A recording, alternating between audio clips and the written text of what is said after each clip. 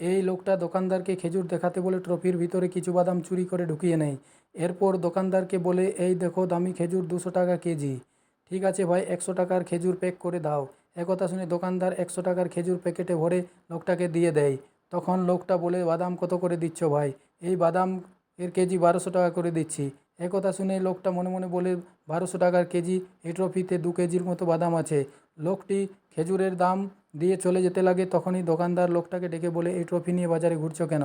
তখনই লোকটার বন্ধু এসে বলে, এই ট্রফিটা আমি ওখানে কুস্তি লড়াইয়ে ফার্স্ট প্রাইজ পেয়েছি। এই খুশিতে আমার বন্ধু ট্রফিটা নিয়ে বাজারে ঘুরছে। আচ্ছা, এতক্ষণে বুঝলাম। তখন লোক দুটো বলে, আচ্ছা ঠিক আছে ভাই, এবার আমরা চলে যাচ্ছি। আরে ভাই, কোথায় যাচ্ছ?